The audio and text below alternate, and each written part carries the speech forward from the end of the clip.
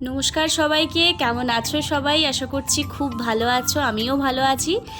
তো আমি আজকে চলে এসেছি বেলুড় মঠের গেস্ট হাউসে। আমি তোমাদের আগের ভিডিওতে বলেছিলাম যে বেলুড় মঠের গেস্ট হাউসের ভেতরটা ঠিক কীরকম সেটা সমস্তটাই তোমাদের সাথে শেয়ার করব।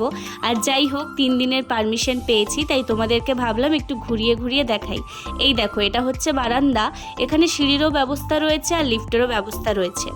তো আমাদের রুম ছিল 3rd ফ্লোরে, 311 নম্বর রুম। এইখানটায় বসলে গঙ্গাকে এত সামনে থেকে দেখা যায় যে খুবই ভালো লাগে। আর এই দেখো, ইলেকট্রিক কেটেলও রয়েছে। যারা আমার মতো সকাল সকাল গরম জল খাওয়া ছাড়া তোমাদের সকালটা শুরুই হয় না, তাদের জন্য এটা একটা খুব ভালো জিনিস রয়েছে। আর বয়স্কদের জন্য লিফটের ব্যবস্থা রয়েছে, যেটা আমি আগেই দেখিয়েছিলাম তোমাদেরকে। আর এই দেখো, আমি পুরো ক্লান্ত হয়ে পড়েছি।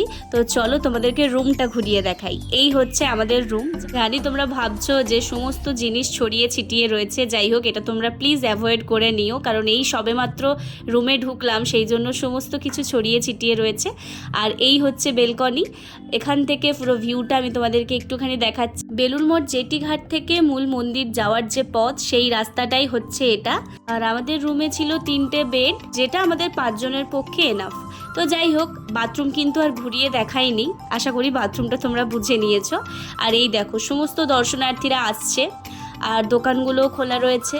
তো যাই হোক, তো চলো এরপর তোমাদের সাথে আমি গঙ্গার ভিউ শেয়ার করব। আমি মায়ের সাথে এখন গঙ্গা যাচ্ছি, আর চলেও এসেছি গঙ্গাতে। মারা স্নান করছে, আমি একটু গঙ্গার ভিউটা তোমাদের সাথে শেয়ার করছি। আর এই 3 দিন বেলুড় মঠে থাকার যে আনন্দ হয়, ভেতরে একটা আলাদাই শান্তি কাজ করে, যেটা হয়তো তোমাদের সাথে আমি বলে বোঝাতে পারবো না। তো যাই হোক, এই দেখো লঞ্চ যাচ্ছে। আর হ্যাঁ, তোমরা যারা যারা ভাবছো যে তোমরাও আসবে, বেলুড় মঠে থাকবে, তোমাদেরকে আমি একটাই সাজেস্ট করতে পারি, এখানে অনেক হোটেল রয়েছে। আর এখন গেস্ট হাউসেও পারমিশন দেয়। যারা এখানে দীক্ষা নেয়নি তারাও কিন্তু এখানে পারমিশন পায়। আমরা পেয়েছি কারণ আমার ফ্যামিলির সবাই এখানে দীক্ষা নিয়েছে, সুতরাং এখানে আসাটা আমার ছোটোবেলা থেকেই হচ্ছে, সেটা তোমাদেরকে আগেও বলেছি। আর এই দেখো, লাঞ্চ টাঞ্চ করে এসে দেখছি ঝমঝমিয়ে বৃষ্টি আরম্ভ। বেলুড় মঠের গেস্ট হাউসের একটা ইমেল আইডি আছে, সেখানে আমি মেল করেছিলাম, আর সেই মেলের উত্তরে তারা আমায় পারমিশনটা গ্র্যান্টেড করেছে, যার জন্য আজকে 3 দিন আমরা এখানেই থাকবো। আর তোমরা যারা ভাবছো কি তোমরাও পারমিশন পেতে পারো, তাদেরকে বলবো তোমরাও বেলুড় মঠের যে গেস্ট হাউসের ইমেল আইডি আছে সেখানেও তোমরা মেল করতে পারো, 3 দিন থাকার পারমিশন চাইতে পারো। যদি ওনারা দেয় তাহলে খুবই ভালো হয়, তোমরাও এসে এখানে থাকতে পারবে। আর এই দেখো, অলরেডি প্যান্ডেল শুরু হয়ে গেছে, কারণ দুর্গাপুজো আর একদমই দেরি নেই। ঠিক মূল মন্দিরের পাশেই কিন্তু এই প্যান্ডেলটা হয়।